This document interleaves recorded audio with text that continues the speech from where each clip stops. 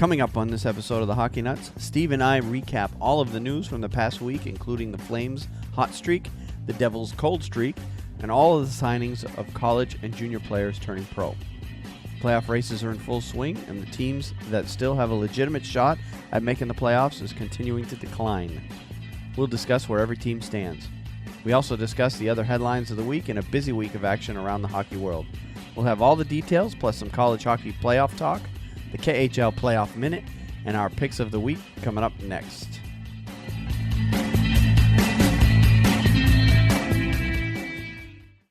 This is the Hockey Nuts Podcast, Season 1, Episode 31, recorded on Wednesday, March 15th, 2017. The good, the bad, and the hungry. Shut up and sit down.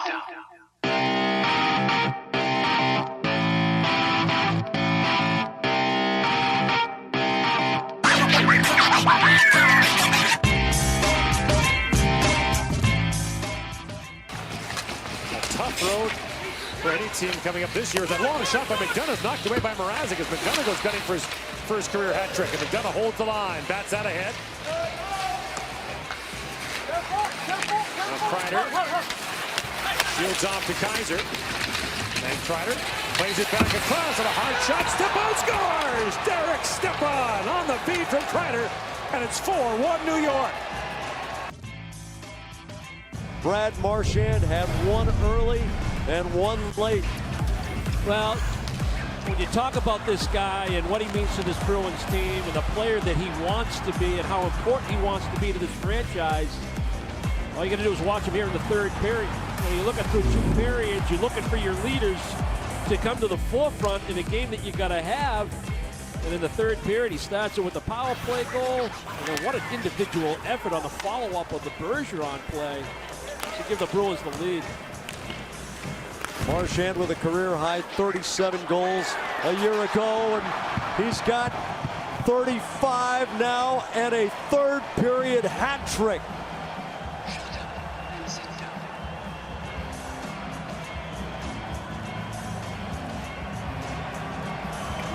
The man who scored twice in Game 7 on this very ice in 2011 gets 3 tonight.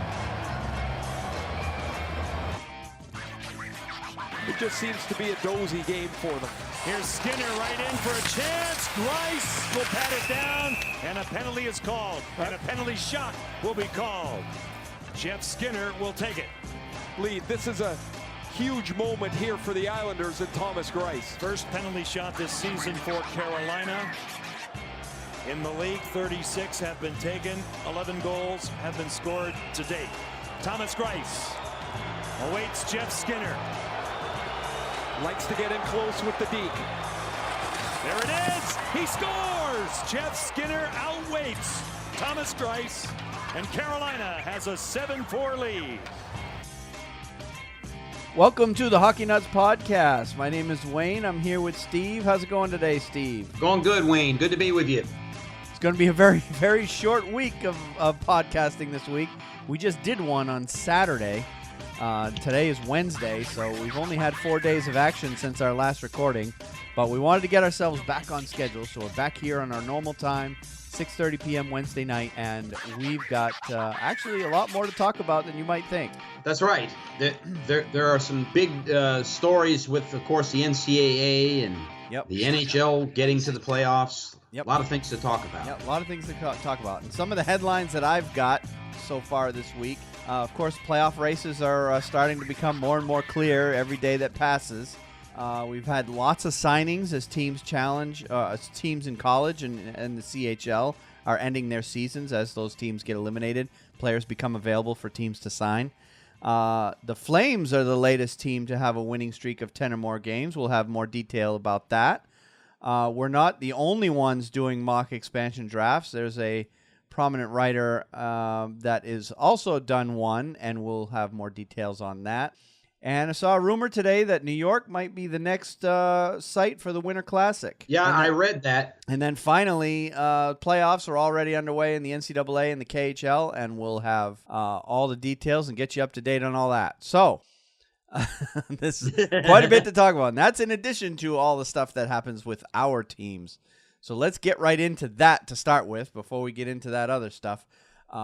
Let's talk about how your Rangers did last week. Yeah, they looked really good against the Detroit Red Wings in the evening game Sunday on NBC Sports Network. Really had that game in control pretty much the whole way. Was very impressed with Antti Raanta in net. He played very well. And then we fell apart against the Tampa Bay Lightning. Yeah, but in fairness, Tampa Bay's been playing very well lately. So they are. Yep. Tampa Bay is playing very well with rookie players, by the way. Yep. But they played very well against us, and I didn't think Antti Raanta looked particularly good in that game. I really felt we should have won that game, but it's neither here nor there. As you know, I do not like the Tampa Bay Lightning at all, and so I'm a little bit biased in what I might say. If there's one team in the Atlantic Division that is probably my least favorite, it's going to be Tampa Bay. So, but anyways, 1-1, and we have, I think we should feel pretty good about ourselves. We've really securely got that with 90 points. We've got that first wild card spot. I don't think it's going to be taken away from us. Well, good. Yeah. 1-1 on this short week is not too bad. Whoa, hey now. All right, my other computer just started piping up on me, but I got that shut off. All right, so let's move on to the Carolina Hurricanes real quick. They've actually had a pretty busy week. They were 3-2 overtime loss against Toronto on the 11th, an 8-4 win against the Islanders on the 13th, and a 3-2 overtime loss against the Islanders on the 14th. Of course, that Islanders series was a home and home. So they won on the road, lost at home. I watched the 8-4 game, and man, talk about ugly goaltending on both sides of the ice. Wow. Carolina scored 4 goals fairly quickly on, his name escapes me right at the moment, the backup in New York. And they changed out their goalie after Carolina went up. I think it was 4-2 at the time. And then Greiss? No, they brought Greiss in. Greiss is pretty much their starter at this point. It was Berube. Berube was the guy in net to start that game. He gave up 4. They brought in Greiss. Greiss gave up 4 more. Cam Ward played the entire game for Carolina. He didn't look particularly good. A lot of soft goals given up in that game on both sides of the rink. So, but it was, if you like a high-scoring game, it was kind of a fun game to watch because there was a lot of goals, 12 goals in that game. Yeah. But that gives Carolina points in all 3 games that they played. And, of course, 2 of them were overtime losses. But, not that Carolina is going to have any shot at making the playoffs at this point. But, they're just, I don't know, they're just trying to get things going.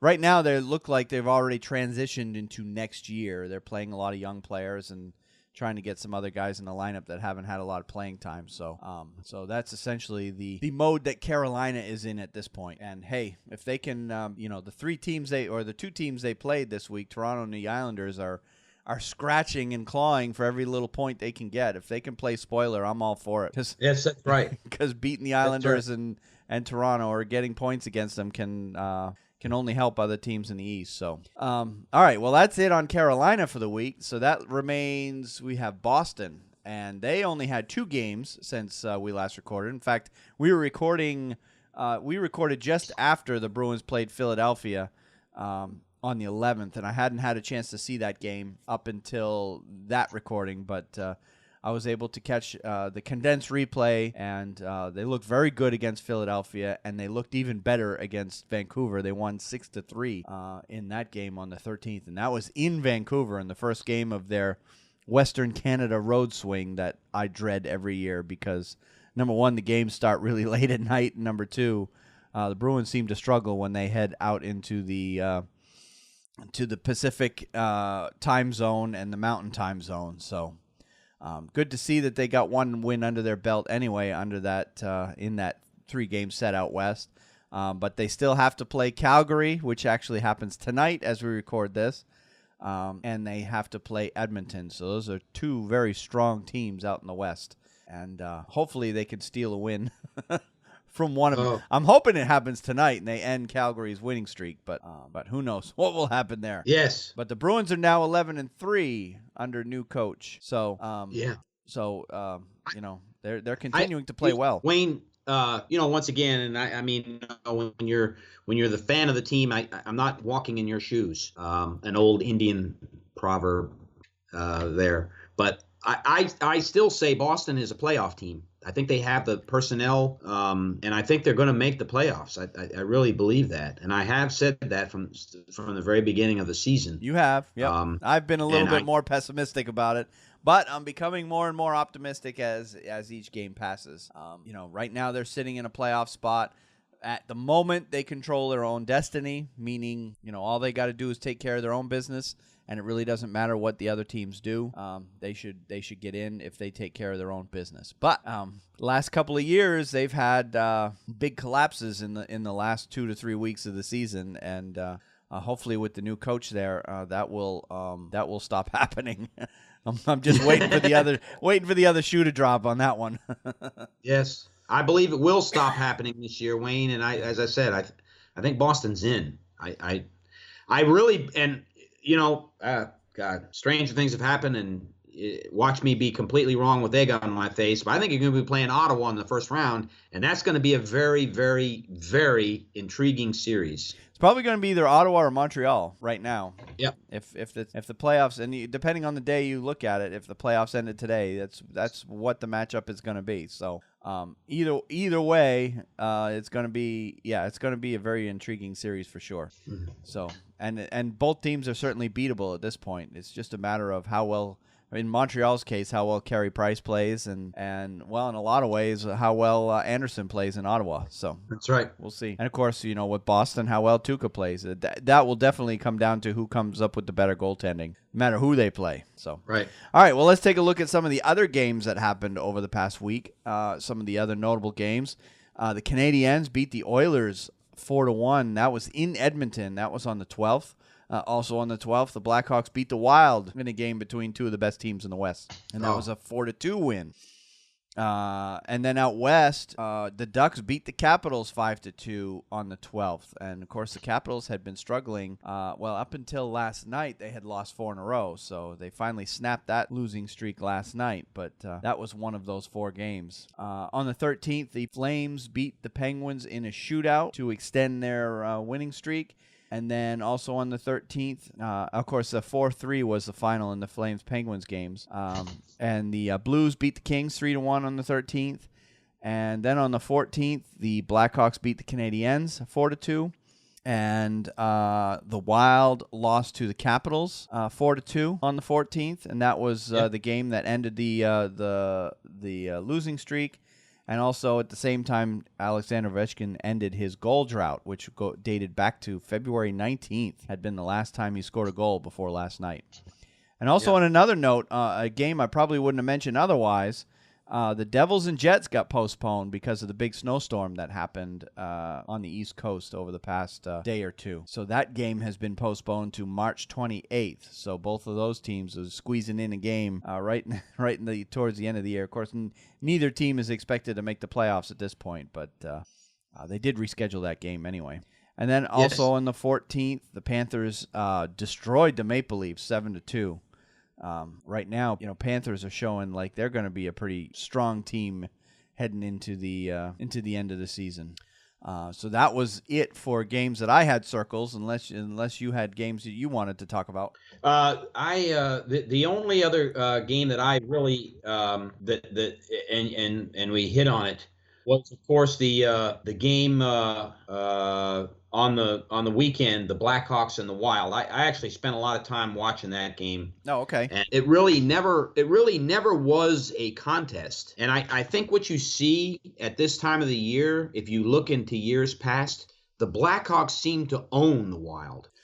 They have beat them, fairly regularly. You're right. As the season comes to a close and the playoffs get ready to start, it's like the Blackhawks gained their Stanley Cup confidence. Yep. And now against the Blues, that's an up and down, and it could be anybody. But against the Wild, they seem to have that team. It seems to be a mental thing, and the Wild just hasn't learned how to overcome that. Yep. And that's the way it was on Sunday. I think that's one of those you're dealing with playoff experience versus non-experience. Chicago has that other gear that they're that they haven't, or that they find right at the end of the season. And Minnesota hasn't learned to play quote unquote playoff hockey yet. So I couldn't have said it any better. Yep. I agree with you. Yeah, Minnesota is 4-6 in their last 10 games. I know they've been struggling lately, but that's they're in a good spot anyway. They're definitely easily going to make the playoffs. But this is not the way you want to play heading into the playoffs. You want to be That's right. You want to be running on all cylinders. Like Blackhawks are 8-2 in their last 10. That's the way they want to be playing. And the Blackhawks have, Minnesota was in first place in the West for what? Better part of the last couple months. But Chicago has leapfrogged them, and Chicago is now sitting in that top spot in the West. So Yep. All right. So, with that in mind, while we're talking about the West, let's take a close look at the standings as of right now. Like I said, Chicago is leading the way with 93 points out west, and they're sitting in the top spot. You've got, hang on, let me pull it up here. All right. Minnesota is sitting in the number 2 spot in the Central, and Nashville has got the number 3, and they're way behind Minnesota. So you got Minnesota at 92 and Nashville with 79 points in the top 3 in the Central Division.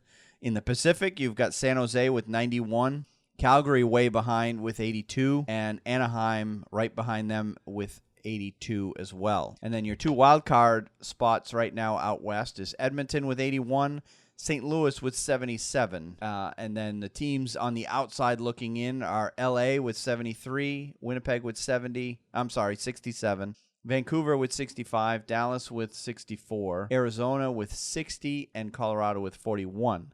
And, of course, Colorado, we mentioned last week, has been mathematically eliminated, so there's no chance of them making the playoffs. Although, good chunk of these teams, I would say from Winnipeg on down, Winnipeg, Vancouver, Dallas, Arizona, Colorado, they are realistically out of the playoff running. Agreed. And L.A. is falling fast. Agreed. The Kings are not playing well. They bring in Jerome McGinley, and it's not working out. It's just not working out. So. Well, he wasn't going to be the answer for them anyway. Right. I agree. No, I agree. But that was the purpose for getting him. He was brought in. Yep. As a guy, who has that playoff experience, Stanley Cup experience. I think they were hoping put him on a better team and he'd start producing again. Yeah. But so far it hasn't happened. They're 4-3-3 in their last 10. Yeah. So LA is struggling. And if you look at their goal differential, they're -3 on the year, which isn't a good sign either. So. But St. Louis is a -1, so they're not a whole lot better. And St. Louis has been sputtering of late. They're 5-5 in their last 10. So right now, it's really come down to I don't see LA catching Edmonton. That's a 8-point difference with barely.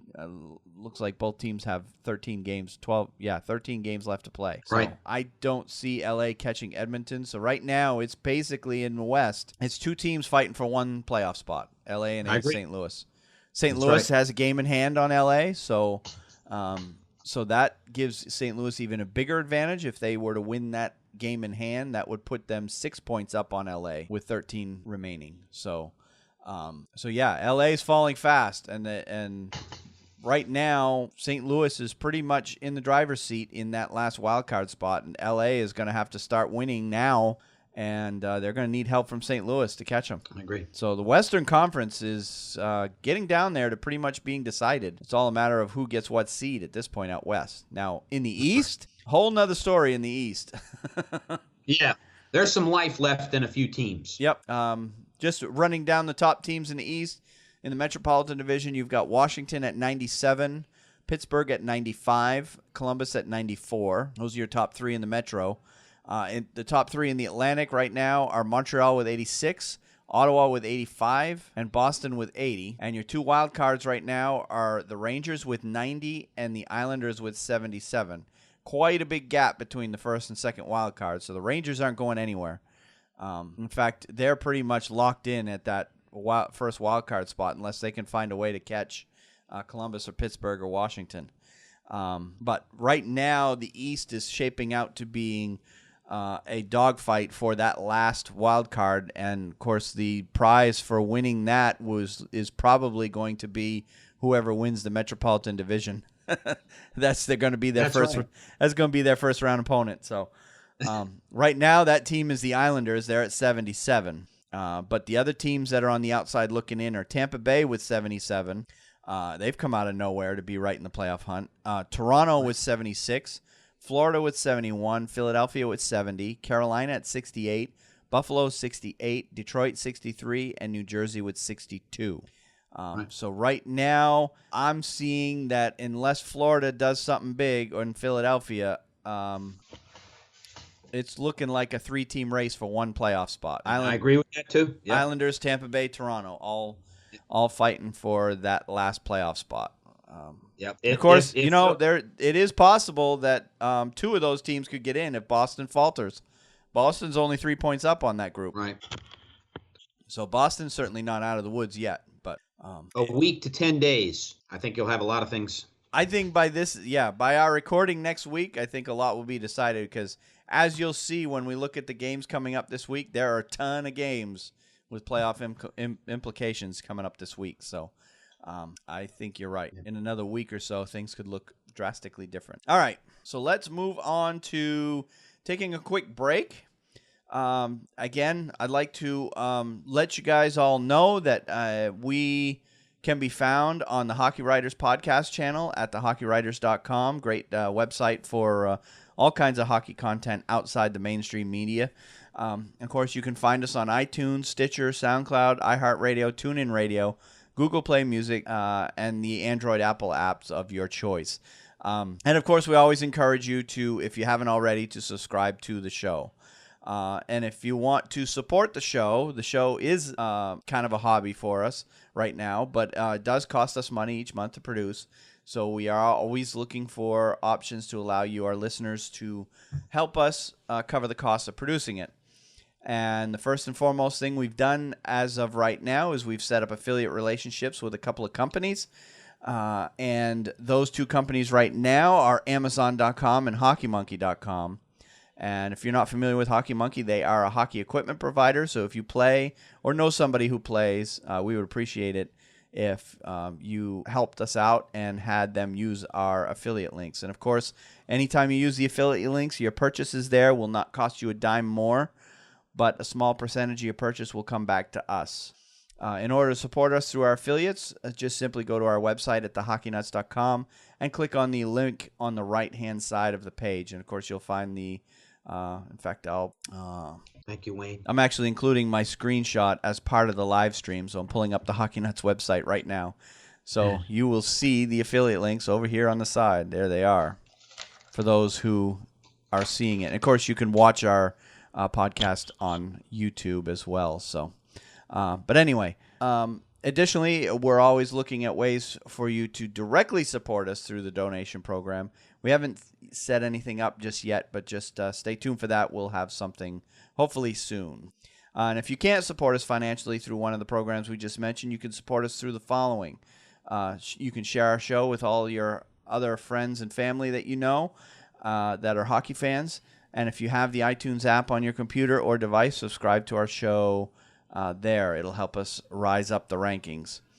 And if you are also on iTunes, we encourage you to give us a review on iTunes. It'll also help us get noticed more there. You can like, comment, and share our content wherever you see us on various social media pages. And I'm pretty active on Twitter and Facebook, so you probably see me there quite often.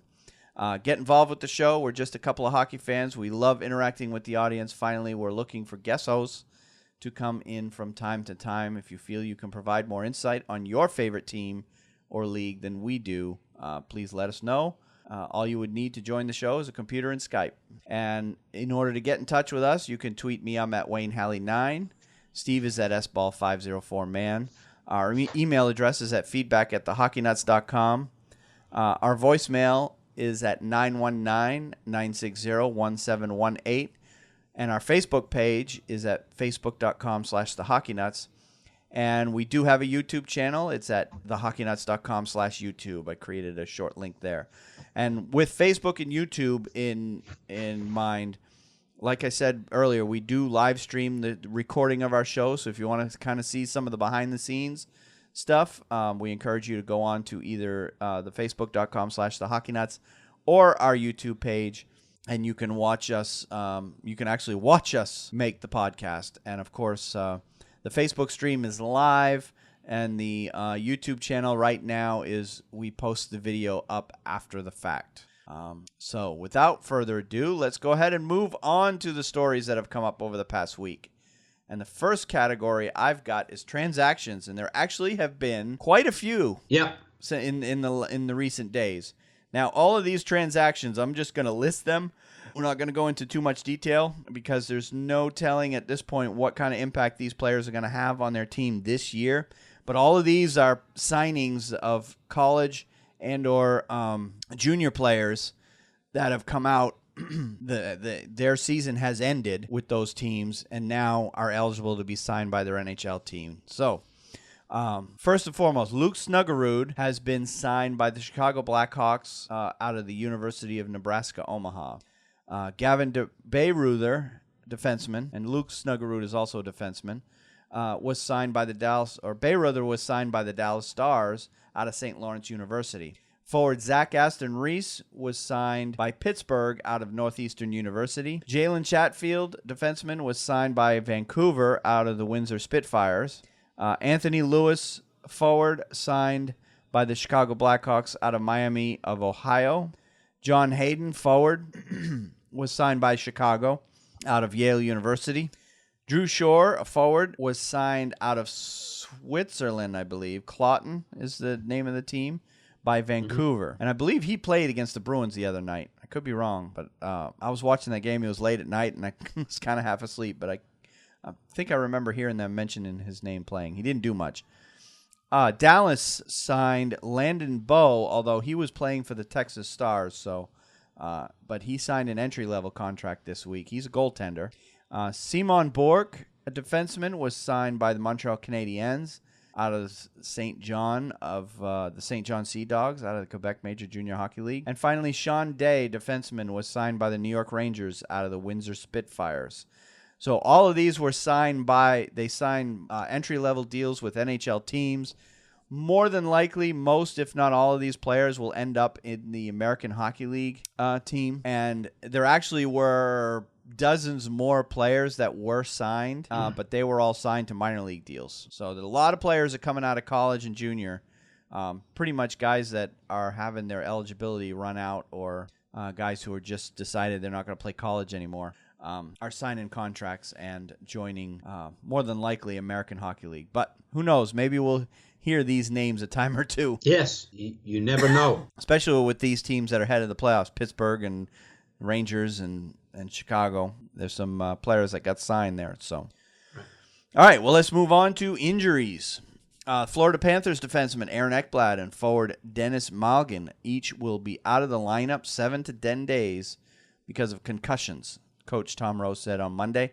Ekblad was injured on a hit to the head by Tampa Bay Lightning forward Gabriel Dumont in the second period of a 3-2 loss on Saturday. Ekblad had 21 points in 67 games. He missed 4 games earlier this season last season because of a concussion. Malgin, who left the game against Tampa Bay in the second period after he was hit by defenseman Anton Strawman, has 8 points in 42 games. So one of those is definitely a big loss for Florida as they're barely hanging on as it is in the playoff hunt. Ekblad is a big loss for them. Malgin, he's kind of a role player for them. So Right. All right.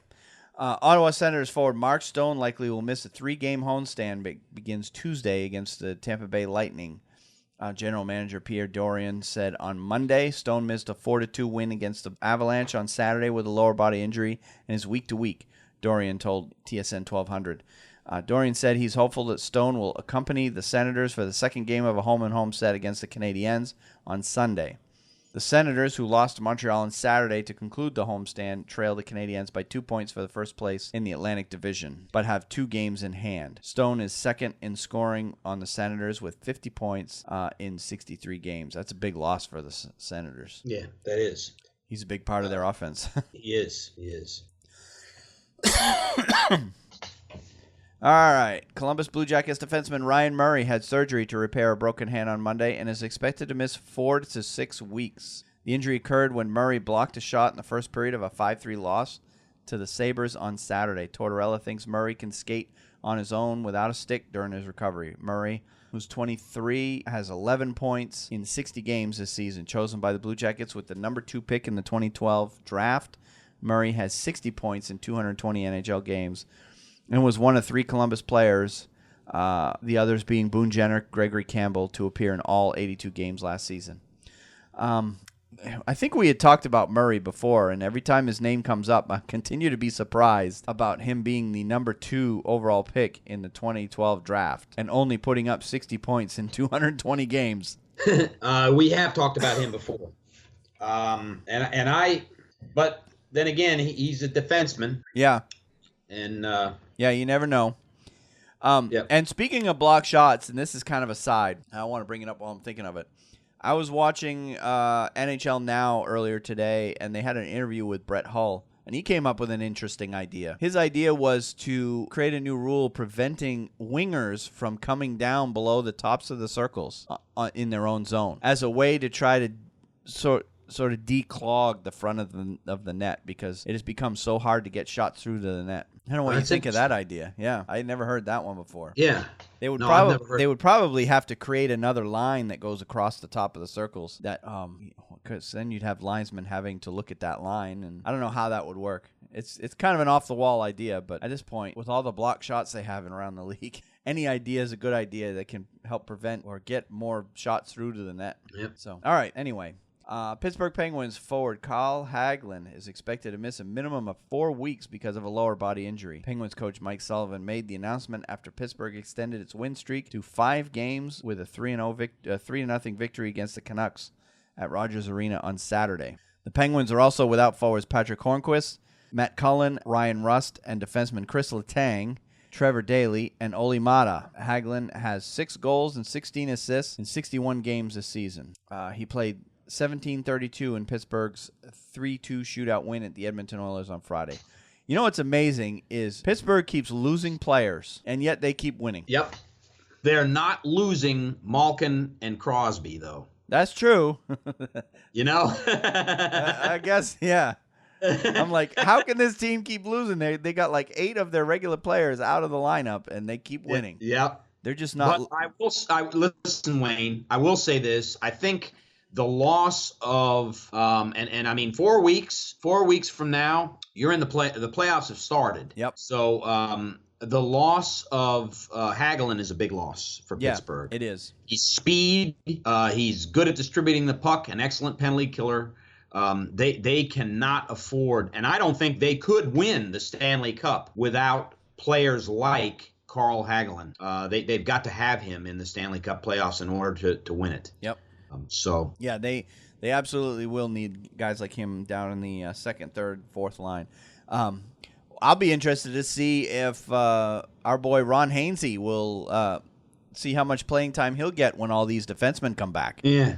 Because he's been plugging the holes left by those guys since he got traded there. So yeah, very good. So I don't know. We'll see. All right, and finally, actually, there's a couple more here. Another story that came up today. Reports out of Chicago today are saying that center Artem Anisimov. Why am I having trouble with his name?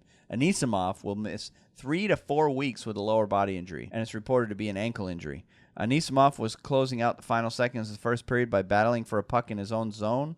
His tussle with Montreal Canadiens' Alexander Radulov didn't end well. Radulov lost his footing and fell on the back of Anisimov's legs. In 63 games this season, Anisimov has 22 goals and 44 points. Talk about a big loss. Yep. That's a huge. Artem Anisimov. Yep. That is a huge loss for Chicago. He's been. That is. I mean, 22 goals right off the bat.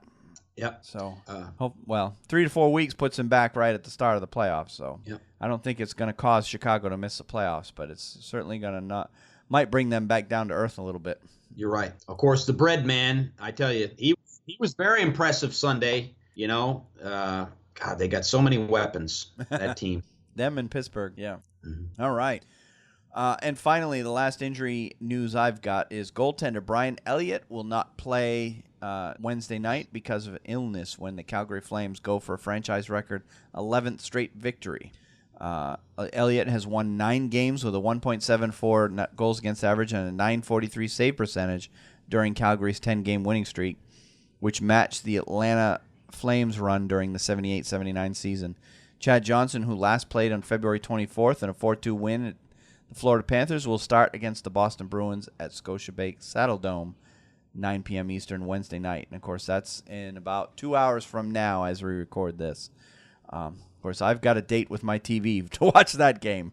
Yeah, that will be a good one. Johnson is 18-13-1 with a 2.54 goals against average and a .913 save percentage in 33 games this season. And it's interesting to note Johnson played for the Bruins back in 13-14. In 27 games played that year, he was 17-4-3 with a 2.10 goals against average and .925 save percentage. A lot of people in Boston wish they would have held on to Johnson as the backup, because they haven't had a decent backup since he left. I tell you, he played well for the Rangers, too, as a backup goalie to Henrik Lundqvist. And that was before the Bruins, but, Yep. And I was reading articles about this whole thing earlier today, too, and it seems as though that even if Brian Elliott was playing, that there was a pretty good chance Johnson was going to play tonight anyway, just because he's got that history with the Bruins. Mm-hmm. So makes sense. Right. Did you have any other injuries? No, the ones I wanted to talk about was the Carl Hagelin injury and the Artem Anisimov, which happened today. Yep. You touched on them, so okay, good deal. Let's move on to suspensions and fines, and I only had one this week, and that was Washington Capitals defenseman, brand new defenseman, Kevin Shattenkirk, has been suspended for 2 games without pay for charging LA Kings defenseman Kevin Gravel during game number 1010 in Los Angeles on Saturday, March 11th. The league's Department of Player Safety announced earlier this week. The incident occurred at 15:57 of the third period.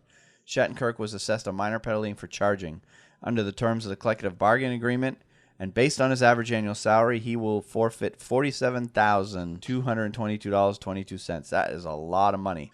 And I saw the replay of the hit. Of course, anytime these come up, I try to watch the play so I can at least comment on it. And he absolutely deserved something for this, because I don't know if you saw it, but he launched himself. Yeah. Yep. Oh, it was stupid. He left his feet. I mean, it was.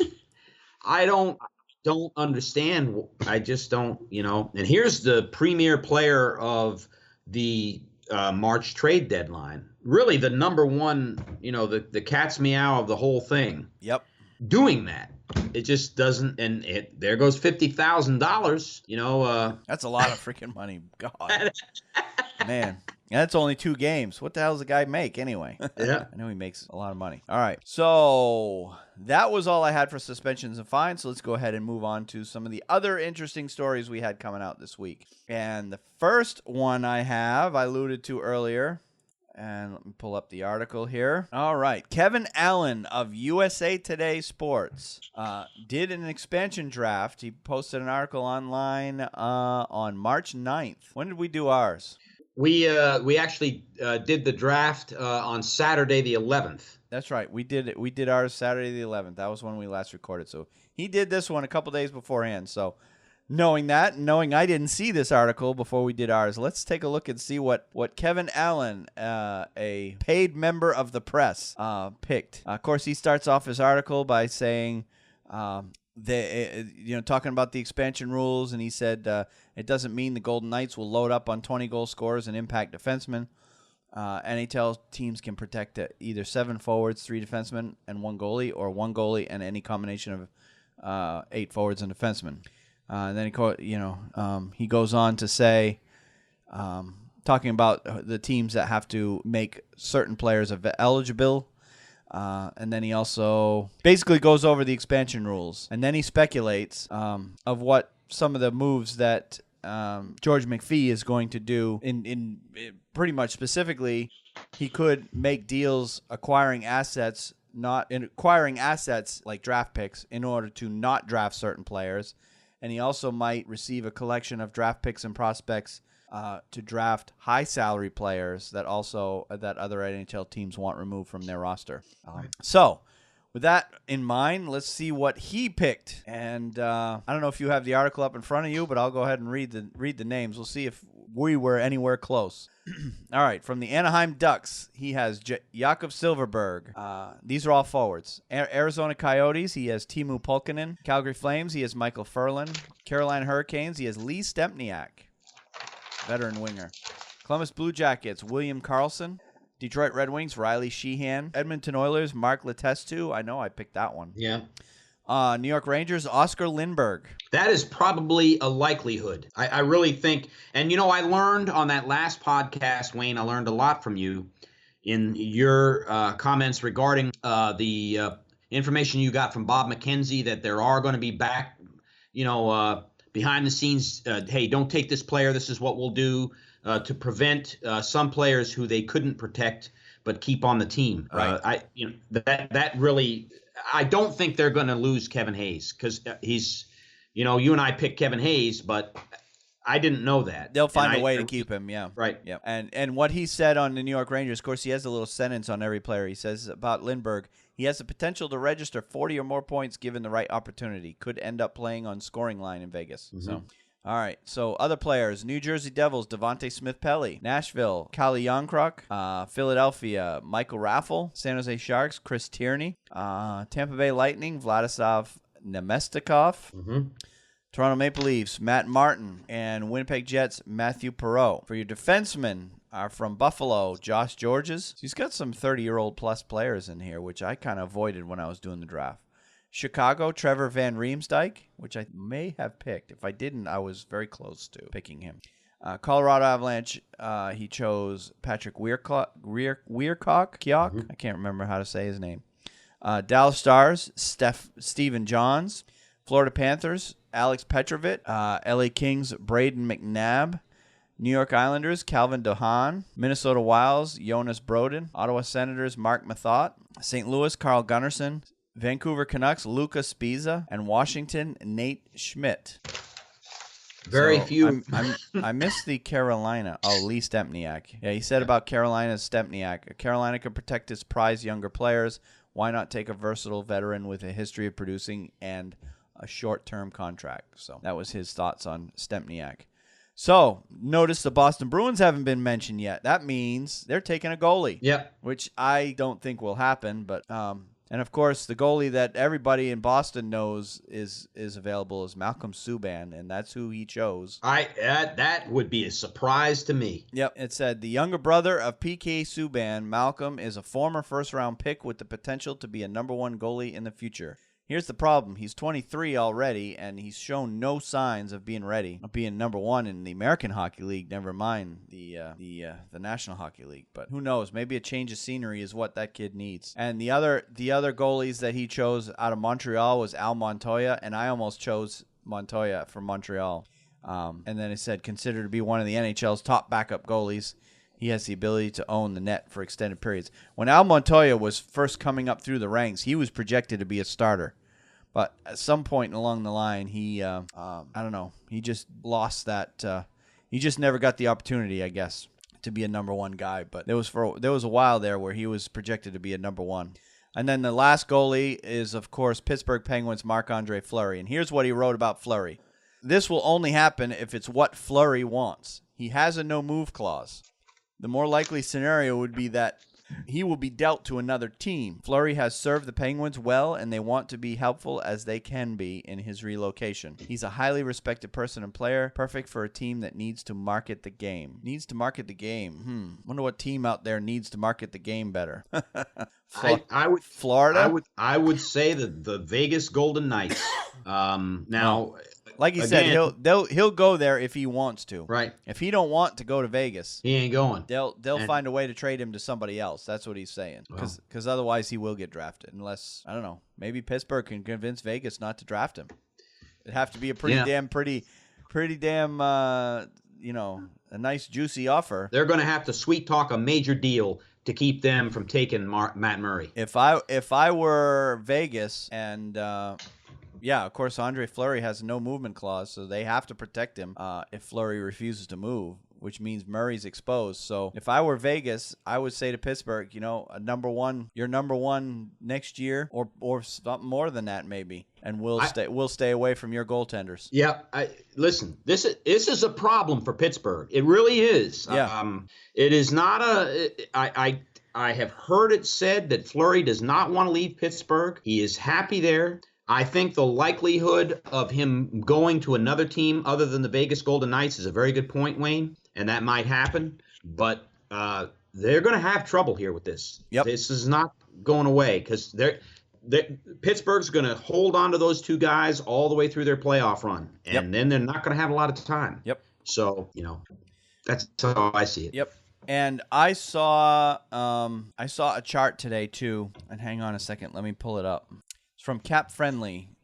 They put up a chart today that has a breakdown of the expansion draft schedule in that time period between June 15th to the 21st. So the finals must end roughly right around June 15th. So there is a 2-day buyout window from the 15th to the 17th that all the teams have that 48 hours that they need to submit their protected list and to possibly buy out players with no movement contracts who are not willing to waive their clause. Obviously, Fleury falls under this. So they could essentially buy him out if he refuses to go. I'm not sure what that does for Pittsburgh, but it's a lot of money. Yeah. Because Fleury signed through he just signed it. Correct me if I'm wrong, he just signed a new contract with them not that long ago. It was a season or two ago, yeah. Yep. So on June 17th, by 5 p.m., all 30 NHL clubs must submit their final protected lists at that date and time. And then on June from 18th to the 20th, Vegas will have 48 hours to speak with all unprotected, restricted, and unrestricted free agents. So they get first dibs at potential unrestricted free agents to talk to them. The Golden Knights will be permitted to offer contracts and sign these players during that window. If the player and clubs come to an agreement on a deal, that player will be considered as one of the players that Vegas drafted from his previous club. So essentially, take a case like, I believe, Shattenkirk, for example. I think he's unrestricted free agent at the end of the year. Mm-hmm. From the 18th to the 20th, Vegas has the permission or the right to talk to him. No other team has that right, but they can talk to him during that 48-hour period. And if they convince him to sign, then he essentially signs. I think he would sign with his current team, and then Vegas would pick him up as part of the expansion draft. Yep. So that's another little factoid that kind of enters into that. And then, of course, on June 20th, they have till 5 p.m. to submit their final expansion selections to the league. And then the following day, on the 21st, that roster will be released to the world. So, all right. Enough about the expansion draft, because it could go either way. But we'll keep talking about it anyway as it gets closer. All right. Another story I saw this week. The NHL put out an article this week talking about the 10 of the coolest NHL promotional items of 2016-17 season. I don't know if you saw this article. I did not. But the San Jose Sharks are obviously going to be part of this. They had their Chum Red Ale earlier this year. Well, now they've got a new promotion. This Sunday, they're giving fans a Brent Burns grill.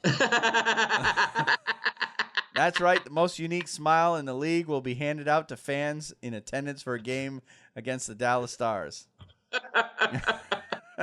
And then they talked about some of the other. They got pictures of the NHL Network staff all wearing the Brent Burns grill, showing like all the teeth missing. To see Michelle McMahon on there with all of her teeth missing in the front is pretty hilarious.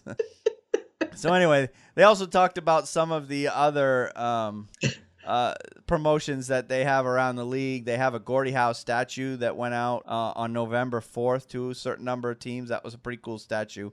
They had a Ralph Macchio bobblehead night for the New York Islanders on December 23rd. They had a Goal Light Christmas ornament in Chicago on December 1st. What else did they have? Oh, Yager bobbleheads back on October 15th against the Red Wings. They had San Jose had another one that was pretty good. Joe Thornton Chia Pet beard. Yeah.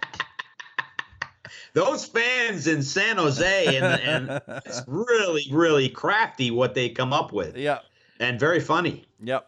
And then Chicago had a funny one on their own. They had a Artemi Panarin bobblehead doll where Panarin was holding a loaf of bread in his hands. So I thought that article was pretty neat. Just a little lighthearted article about some of the different promotions that have gone on around the league. So it's pretty good. All right. The last story I've got is a rumor that has come across that I saw today, saying, according to Arthur Staple of Newsday, that's one of the newspapers in New York, the Winter Classic will finally be coming to New York City. The report suggests the agreement is being finalized to have the New York Rangers face the Buffalo Sabres at Citi Field in Queens. That's where the New York Mets play. Be the second New York State location to hold an outdoor game in a matter of days. Buffalo will be the home to next winter's World Junior Championships, where teams USA and Canada will meet for an outdoor contest on December 29th at New Era Stadium, which is the home of the Buffalo Bills. Now, they have had outdoor game at the Yankee Stadium in recent years, but that wasn't a Winter Classic. That was a Stadium Series game. That's correct. So the big rumor is the Rangers are going to be part of the Winter Classic next year. I'm excited about that. And to be honest with you, I actually, if you look at places where they could have the game, there's not very many left. Columbus is the team that comes to mind that could host a Winter Classic because of the weather. And other than that, the teams that haven't had one won't. Carolina. Well, you know what though? The two Florida teams, Dallas.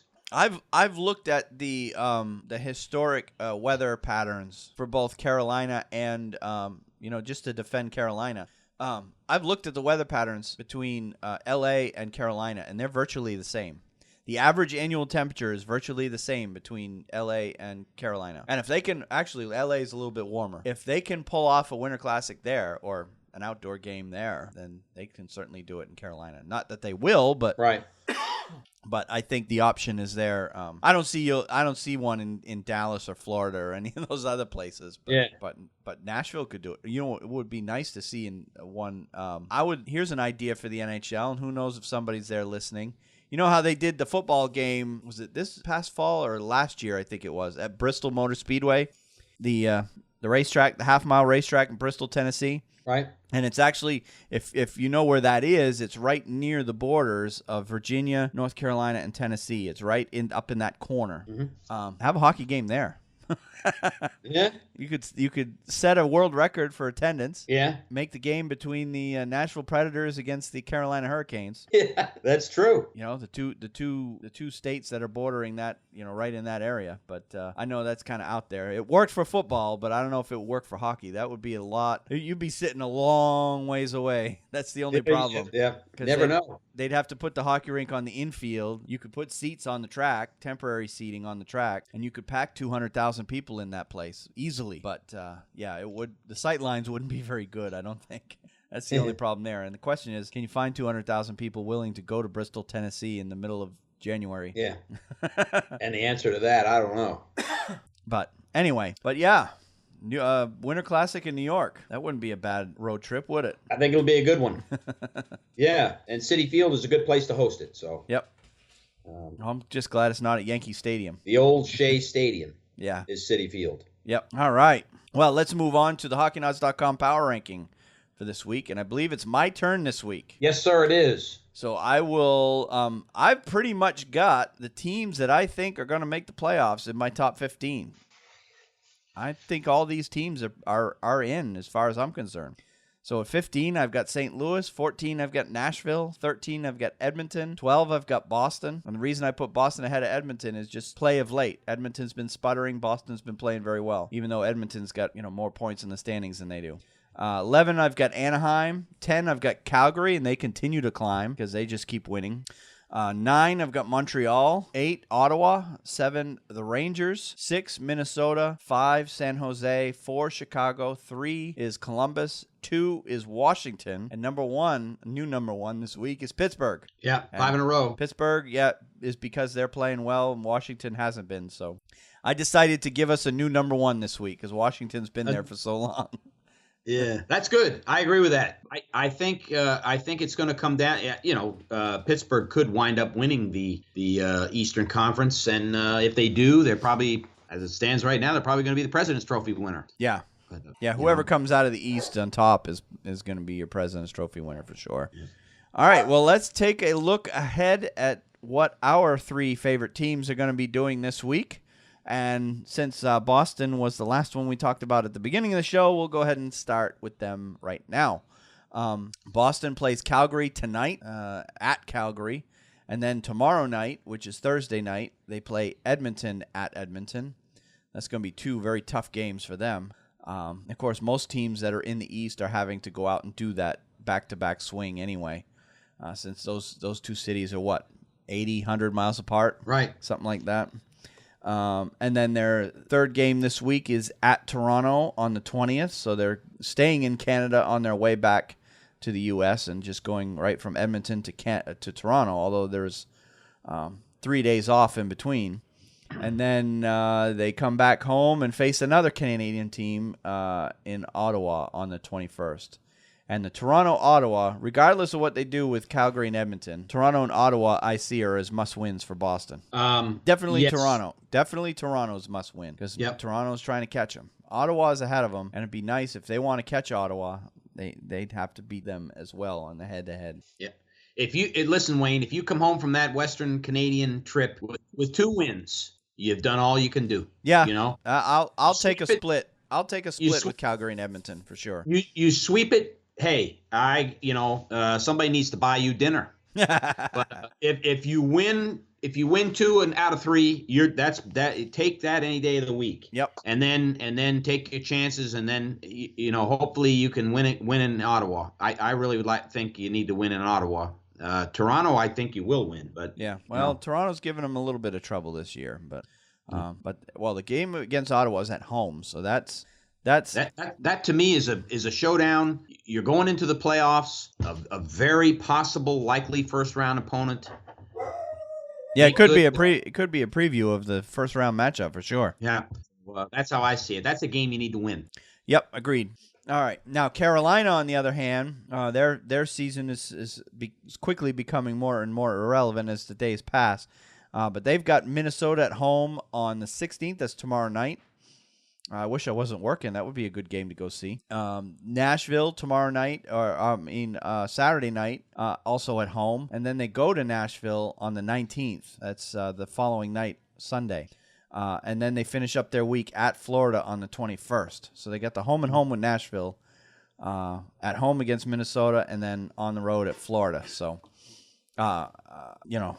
split against Nashville. Split the Minnesota and Florida series. I see Carolina 2-2 this week. Mm-hmm. How about the Rangers? We're off tonight, tomorrow night. We've had 3. We get 3 big nights off, which we really need. And we play Florida tomorrow night, then travel to Minnesota and play our final game against the Central Division on Saturday night at 7. That'll be a game we really. I'm hoping that we show up and play well against that team. We need to win that game. And although it's a road game, pardon? You need to take advantage of Minnesota sputtering right now and win that game. That's for sure. Right. That's a good point. It's a game where we need to show up and win. The game against Florida at home, of course, we show up sometimes at home and other times we don't. But both those games we need to win. And then, although it's a road game, at the Rock, of course, there'll be tons of Rangers fans there for that game to close out the New Jersey Devils. And that's going to be on the 21st, which is a Tuesday night game, followed on Wednesday against the Islanders, and we'll close out the season with them. So both of those games we really need to win. And I'm hoping that we win Minnesota. I'm hoping I can come back here next week and say we went 3-1, and I'd be happy with that. Yeah, you've got some weaker teams on your schedule this week, and they definitely do need to take advantage of that. Yep. So you need to take advantage and beat those teams you're supposed to beat, and hopefully steal some points against those teams you. That's right. that you don't always beat. So. That's right. Yep. All right. Well, some of the other games I've got circled on the calendar. Actually, there's a ton of games this week that have some playoff implications, and as we get closer to the end of the season, this list of games are pretty much going to be playoff implication games. That game. Races could be swung one way or the other. The 16th is going to be a huge night. I've got 5 games on the schedule with playoff implications. Predators at Capitals, Panthers at Blue Jackets, Blackhawks at Senators, Maple Leafs at Lightning, and Blues at Sharks on the 16th. And then the 17th is kind of a light schedule, no real intriguing games. On the 18th, there's a bunch of big games as well. Canadiens at Senators, Blue Jackets at Islanders, Blackhawks at Maple Leafs, Capitals at Lightning, Ducks at Sharks, all on the 18th.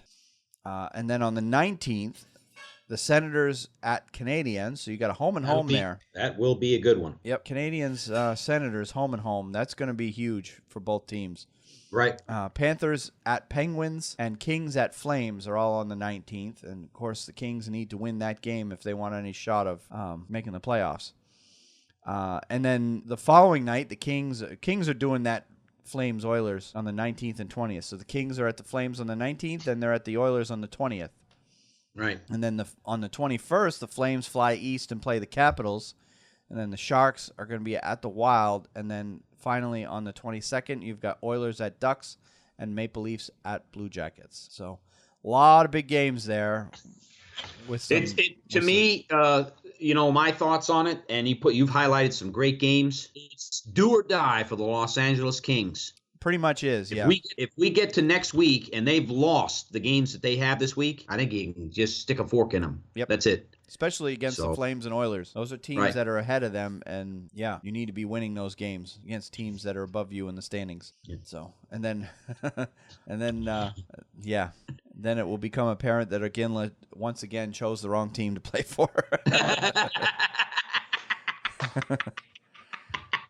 I feel bad for the guy. I knew you were thinking something there, man. Yep. I feel bad for the guy, but he had the opportunity to join the Bruins and chose the Penguins, and then when the Bruins beat the Penguins, he goes out and signs with the Bruins, and yeah. And the Bruins really wanted to keep him, but they couldn't because of salary cap, so he ended up in Colorado, and I will be wearing that cup for a while. I'm going to be wearing my Brett Burns grill next week. If the Kings lose those games, I'm getting a Brett Burns grill, and we'll be doing the show, streaming it. Everybody can call. I wonder if you can get a Brett Burns grill without going to the game. Yeah. I'm sure somebody will be selling theirs on eBay. Yeah. I'll have to see if I can get one. All right. Well, enough about the NHL. Let's take a look at some college because we're heading into the nitty-gritty of it.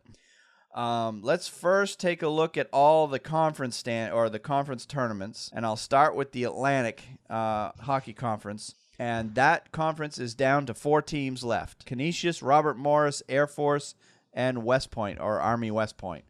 And we were discussing it a little bit before the show, and we came to an agreement, and I think U.S. College Hockey Online also agrees with us. They're the predominant website for college hockey coverage, that the winner of this conference tournament is going to be the one and only team that comes out of the conference to make the NCAA. There is an outside chance that Air Force could potentially get in either way, but they are sitting squarely on the bubble, and we'll go over that when we look at the pairwise rankings for the league. But they're sitting down in that 13, 14, 15 spot. They have to beat Army. They have to get by Army without a doubt. Yep. Yep. But I think ultimately what's going to happen in this case is even if they do get by Army, I still think Air Force needs to win this tournament to get in. But we'll have to see. But they're the highest remaining or the best remaining team left in that conference. All right, let's look on to the Big Ten Conference. And that conference is down to a championship game. No, it's not. They haven't even started yet, their conference tournament. They're doing it all in one weekend. Because there's only 6 teams in that conference, they're doing their entire conference tournament all in one weekend. So their regular season ended last weekend. And this weekend, you have number 1 Minnesota getting the bye, and they play the winner of Penn State and Michigan, which I think Penn State will come out ahead in that game. And then in the other end of the bracket, you've got Wisconsin with the bye, and they will play the winner of Ohio State and Michigan State. And then, of course, the 2 winners will play each other, and you'll have a Big Ten champion. So it's a smaller conference, but there's a lot of hockey powerhouses in that conference. I looked at the Big Ten. Minnesota's in the tournament. Yep. They're going to get picked. There's no question whether they win. Whatever they do, they could sit at home and twiddle their thumbs, and they're going to get in. I don't know about Wisconsin. And the other 2 teams, to me, was Ohio State and Penn State. But I think both those teams got to win their play-in games. Yeah, I think Wisconsin gets in either way. And then I think Penn State is kind of a maybe team. But, yeah, we'll definitely take a look at that. And, on a side note, I was at work earlier this week, and there's this channel that broadcasts over the air in the Greensboro areas. I think it's called MSG Sports Network or something like that. Mm-hmm. It's broadcast over the air because we don't have cable at the store. They had a Wisconsin-Penn State game from back in January, I believe it was, where they were playing each other. And Penn State won that game I think it was 6-0. It was a complete blowout. It was at Penn State, yeah. It was a game from earlier, and they just replay college sports on that channel. I don't think I even have that channel on my cable. It's just something that's broadcast over the air in that area. But it was kind of interesting to see college hockey on it at a grocery store in North Carolina. So it's something you don't see every day. But anyway, all right, let's move on to the ECAC. That conference is down to 4 teams left. You've got Harvard and Quinnipiac playing in the first semifinal and Union Cornell playing in the other semifinal, of course, with the winners going on from there. I think Harvard is easily in the tournament. Quinnipiac is out. Union is in, and I'm not sure about Cornell. I'll have to see where they are in the pairwise. In the Hockey East tournament, a tournament I hold near and dear because I've attended it many times, we're down to 4 teams as well. UMass Lowell and Notre Dame will play in the first semifinal, and Boston University and Boston College will play in the other semifinal. And potentially, depending on who wins, all 4 of these teams could make the NCAA tournament. But I think we're in agreement that Boston College has to beat Boston University in order to get in because they are sitting squarely on that bubble. Yep. And they're on the wrong side of it right now. I agree. A win over BU should put them right back on the good side. And if they win the Hockey East tournament, well, that will lock it in for them because the winner of these tournaments gets an automatic bid. So, all right. Let me ask you a quick question. Yeah. Okay, let's say that Boston College does win. This is prognostication. But let's say that Boston College does come through and win the Hockey East tournament. Okay. Does that kick Providence out? Oh, maybe, possibly. I don't know. Where's Providence? Well, we'll look at the pairwise in a bit. Okay. Because I know Providence. I don't know. That could make Hockey East have a 5-team entry. That was my next question. Is they could pick 5 teams from them, huh? Yeah, it's happened before. I've seen as many as 6 before get in from Hockey East. Back when there were only 4 conferences, that was quite common. I could see 7. I think there might have been 7 one time or twice when Hockey East was really a powerhouse. Okay, so over in the NCHC, the National Collegiate Hockey Conference, there's 4 teams left, and you have Denver playing North Dakota in the first semifinal, and Minnesota Duluth playing Western Michigan in the second semifinal. And we talked briefly about North Dakota last week as being on the wrong side of the bubble right now, and they continue to be there. So North Dakota still being alive in this tournament. They still have a shot at getting in, but I think they have to win the tournament in order to get in. And the opponent that they got to play in Denver is not going to be an easy one to get by. It's going to be a hell of a game to watch. I'm going to try to watch that game. It's Friday night, be that game. And then Minnesota Duluth, Western Michigan. Minnesota Duluth is definitely in. I'm not sure about Western Michigan. I think they're in. Western Michigan's in. You think so? I think they're ranked 5th. Yeah. Oh, okay. All right. And then finally, the last conference we have is another small one. And used to be years ago, before all the conferences got changed around, before they formed the Big Ten and this NCHC, back when the West only had the WCHA and the CCHA, WCHA had teams like Minnesota, Wisconsin, and, some of these Big Ten schools. So WCHA used to be a powerhouse conference. Now, not so much. The projections are WCHA is only going to get 1 team in the national tournament this year, and it's going to be whoever wins the championship of this conference. And right now, those 2 teams that are remaining are Bowling Green and Michigan Tech. So it's an 8-team conference. Actually, it's a 10-team conference, but 8 made the playoffs, and we're down to the final game at this point. And that game is Saturday night, Bowling Green against Michigan Tech for all the marbles and a berth in the NCAA bid or NCAA tournament. Now, with that in mind, let's take a look at the pairwise and where we sit right now with everybody. All right, so number 1 in the pairwise is Denver. Number 2, Minnesota Duluth. Number 3, Harvard. Number 4, Western Michigan. Number 5, Minnesota. Number 6, Boston University. Number 7, Union. Number 8, Mass Lowell. Number 9, Cornell. So Cornell's in. 10, Notre Dame. 11, North Dakota. Oh, wait. North Dakota's back up. I thought they were on the outside looking in. Okay. Well, I could be wrong. North Dakota's sitting number 11 right now. Number 12, Providence. Tied for 12, Penn State. They got the same number of pairwise points. Ohio State is sitting at 14, Air Force 15, Boston College 15, and then Vermont 17, Wisconsin 18, Omaha 19, Quinnipiac 20. So right now, Vermont, Wisconsin, Omaha, Quinnipiac, all out. Yep. With the teams that are remaining left in the smaller conferences and such, I also looked at it earlier today, and I see Air Force as being out and Boston College as being out unless they do something. Mm-hmm. Like Air Force, I think, has to win their conference tournament because if Canisius wins, I think they're on the wrong side. I think the cut line is at Ohio State right now. Okay. That's where I think it is. And they're 14. Ohio State's 14. Ohio State is 14. Yeah. I think they are the last team that gets in no matter what. So everybody from 14 on up, Ohio State, Penn State, Providence, North Dakota, Notre Dame, they're all in.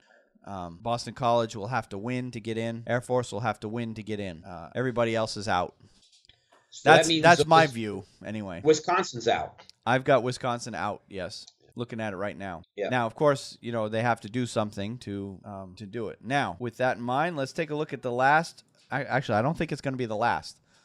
Our bracketology blog put out by Jason Moy.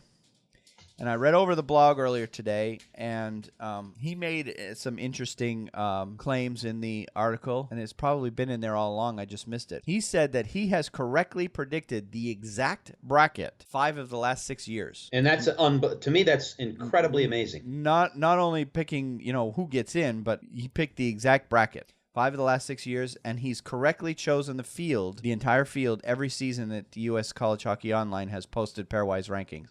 And they've been doing pairwise rankings for, probably go good 10 years now anyway, or more. Mm-hmm. He didn't say exactly when they started doing pairwise. So, with that in mind, he's got this one. This is the final prediction with the rank or the bracket before the end of the conference tournaments. And I think he puts out one more right before the NCAA announces their tournament field. And they do basically the tournament field gets announced on the 19th. That's this Sunday. So the following day after all the conference tournaments end is when the field is announced. But this is who he has in the East Regional in Providence. Number 13 Penn State against number 4 Western Michigan, and number 12 Providence against number 7 Union. Now the seeds I've got is where he seeds them, not where they rank right now. In the Northeast Regional, Manchester, 14 Ohio State against number 3 Harvard, number 9 Cornell against number 6 BU. I think BU gets by that game pretty easily. Midwest Regional, Cincinnati, number 15 Canisius. So he's got Canisius winning that conference against number 2 Minnesota Duluth, number 10 Notre Dame against number 5 Minnesota. And finally in the West Regional in Fargo, he's got number 16 Michigan Tech against number 1 Denver, and number 11 North Dakota against number 8 Mass Lowell. So he's got Bemidji State and Wisconsin out, and Michigan Tech and Ohio State in. So leaving us 4 teams from the NCHC, 4 teams from Hockey East, 3 teams from ECAC, 3 from the Big Ten, and WCHA and Atlantic Hockey each with 1 team in the tournament. That's how he sees it. Yeah, and he's been pretty damn accurate. So he's picking Michigan Tech to win the WCHA. Yep, he's picking Michigan Tech winning that one and Canisius winning that one, and both of those teams are pretty far down the pairwise, aren't they? Yes. Yeah. So if that does come to fruition, Canisius and Michigan Tech, that's why I say the cut line ends at 14 because and he does not have Boston College. Yeah, because he thinks BU is going to win that game against BC. So, but that's why they play the games, isn't it? That's exactly right. Very exciting and very interesting, Wayne. So if you're at all a fan of college hockey, this weekend is going to be a huge weekend on TV. It's going to be some really good games because there's some teams fighting for their lives this weekend. And then next weekend we get started with the NCAA tournament. That's right. All right, let's move on to the KHL. And you had a story you wanted to talk about. I did. Real quick, if you want me to go first here. Yep, go ahead. I actually watched this. I was watching the Rangers game a couple ago, and Bill Pito has his Audi MSG 150, the fastest, or excuse me, 180, the fastest 100 and it's let's see, it's 2.5 minutes, I believe. Yep. The fastest 150 seconds in the National Hockey League. Only he did bring up a KHL game, which took place that night earlier in Russia.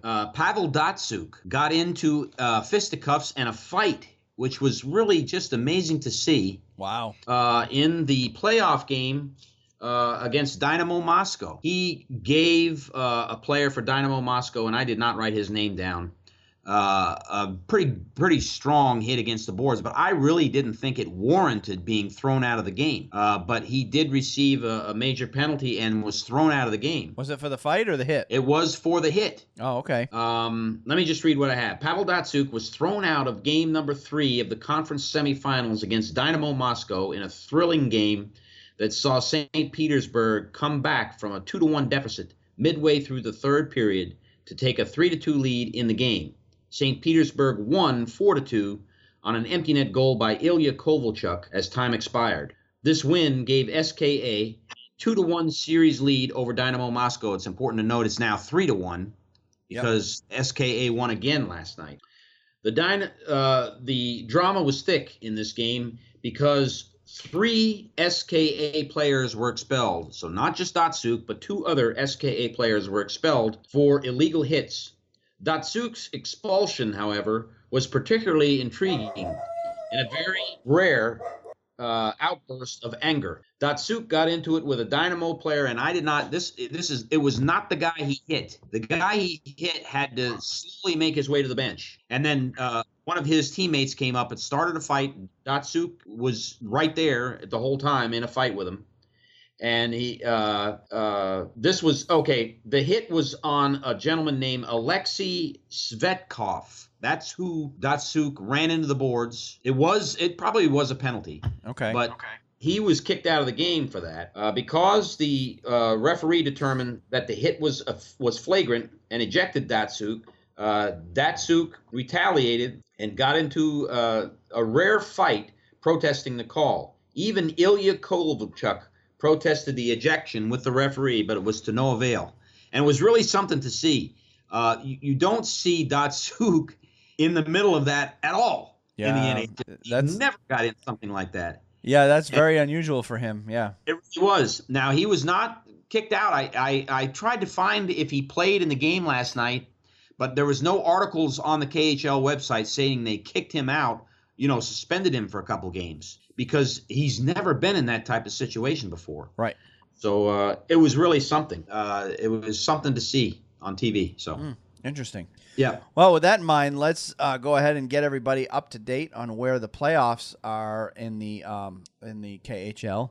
Now, the Western Conference, as we've all agreed, is the strongest conference in that league, and right now we're in the second round of the playoffs. CSKA and Lokomotiv are tied at 2 games apiece. So Lokomotiv's given CSKA a run over there in that series. Yeah. And SKA, as you mentioned, is up 3-1 against Dynamo Moscow in the other series in the West. In the East, one series is already done. Metallurg Magnitogorsk swept Berries 4-0 and have moved on to the conference championship of the KHL. And then in the other series is almost done. AK Bars has a 3-1 lead over Avangard, and AK Bars is the lower seed in that matchup. So yes, so we got a surprise going on over there if they can pull off the close them out. So that is. So they're starting to get good over there. And, yeah, I just wish we could get live games. I really wish we could get live games. That the NHL Network could do something, but they probably. But that there would be some sort of a recourse to watch those games live. It would be fun.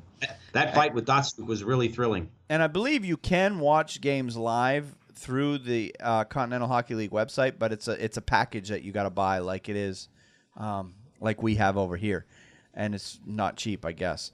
But and additionally, I saw an article today, and I didn't make a note of it, so I don't know who wrote the article. and whatnot. But actually, I might have seen it on the Hockey Writers website, but I could be wrong. I saw an article talking about a list of a half a dozen or so KHL players who may be enticed to come over and play for Las Vegas next year.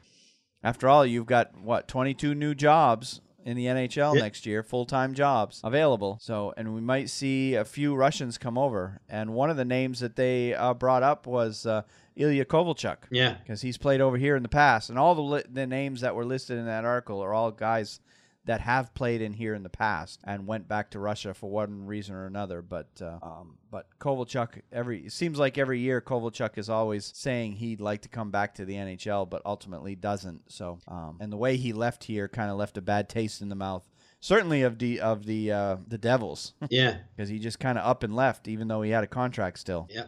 So, I guess we could look out for that possibility as well. All right. So we're down to our pick of the week. Yes, sir. And I've got a pretty good one, although it's not as touchy-feely as the one we had last week. Yes, sir. You want me to go ahead and get mine out of the way? Yeah, go ahead. And that way, I'd like to hear yours. Okay. Mine is a real easy one, Wayne, but I think it's worth mentioning. It's especially, I don't follow the Calgary Flames very much. I really don't. It's a team that's way out there in the wilderness from North Carolina, and it's just not something that I spend a lot of time looking at. But here they are. They're on a 10-game winning streak. So my pick of the week is the Calgary Flames, and it's the article is the Calgary Flames help make NHL history. With their 10th consecutive victory Tuesday night against the Pittsburgh Penguins, the Calgary Flames set a team record that has been standing for 39 years. The Calgary Flames tied that 39-year-old team record for most consecutive victories at 10. This run that they currently are on goes back to the run set by the old Atlanta Flames from October 14th of 1978 to November the 3rd of 1978.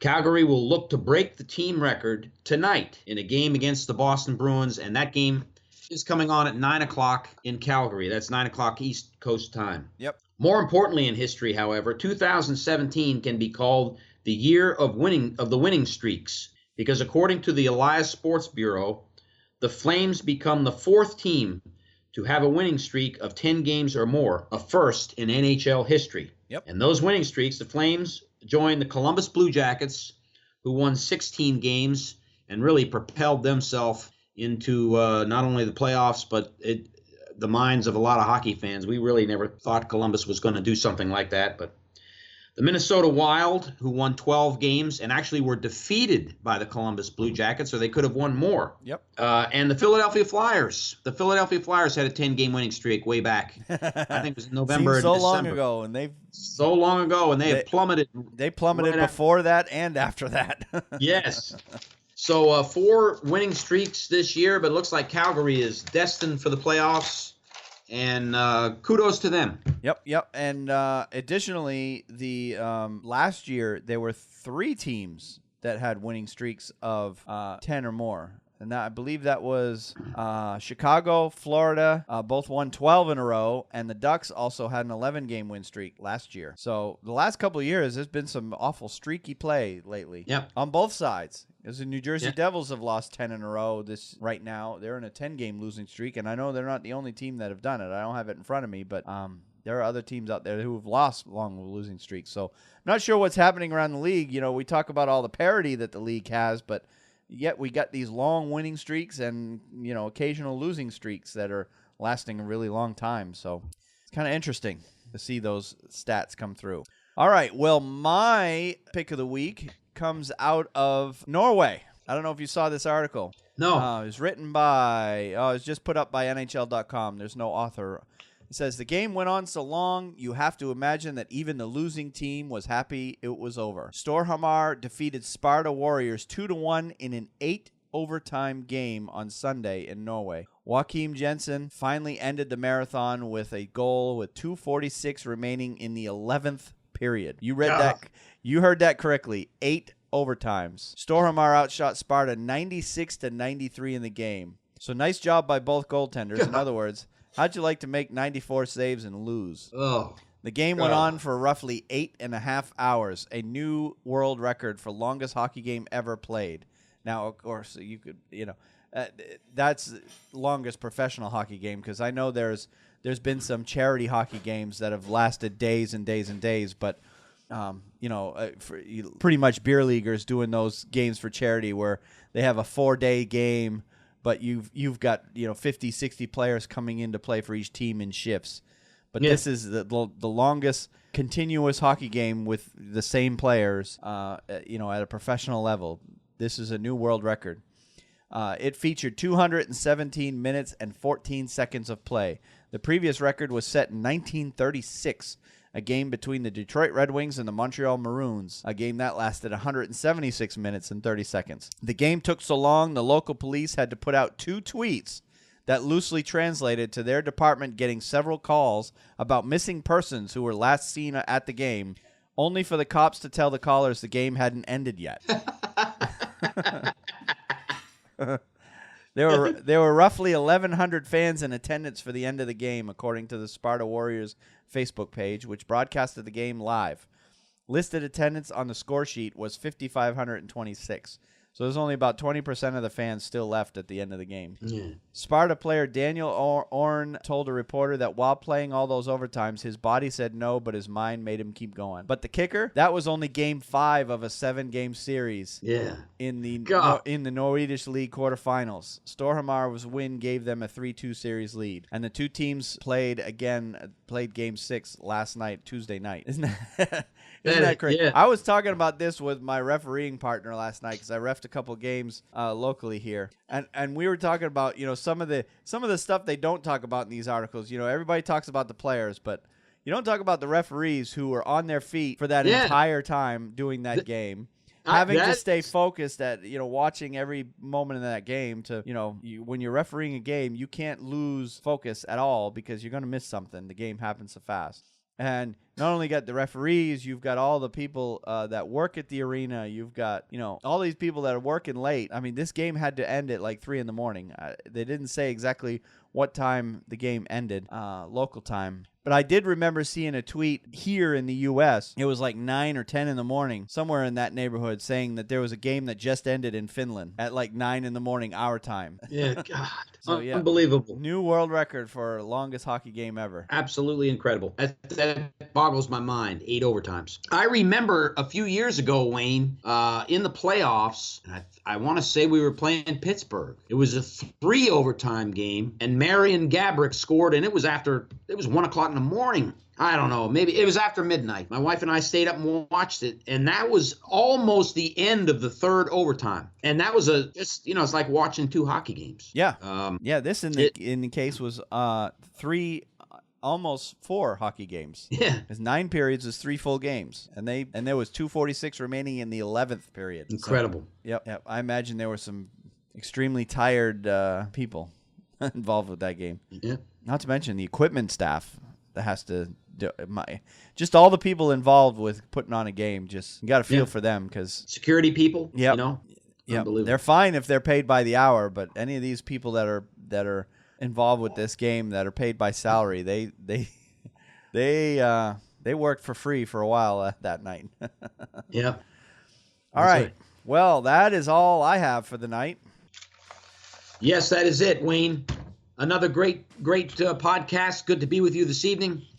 And we got caught up, and I tell you what, it's exciting. I'm looking forward to these college hockey playoffs and reporting on the KHL and all that stuff. Exciting time of year. Yep, it certainly is. And also, I'd like to remind everyone that you can find our show. We encourage you to subscribe. You can find us on iTunes, Stitcher, SoundCloud, iHeartRadio, TuneIn, Google Play Music, and, of course, any Android or Apple app that you currently use. We encourage you to subscribe and review our show on iTunes because they are the big 800-pound gorilla in terms of podcasting. So we encourage you to interact with us there. And, of course, you can also listen to our show right on our website at thehockeynuts.com or you can go to the Hockey Writers podcast channel at the hockeywriters.com on their podcast channel, and you can listen to our show right there. And if you want to interact with the show, you can get in touch with us by tweeting me. I'm at WayneHalley9, and Steve is at SBall504man. Feedback at thehockeynuts.com is our email address. You can get us on our Facebook page at facebook.com/thehockeynuts. That's where we do our live stream when we record. After the fact, we're putting our videos up on YouTube as well at thehockeynuts.com/YouTube. And additionally, if you want to support the show, we encourage you to use our affiliate links. They can be found at thehockeynuts.com website and on the right-hand side of the page.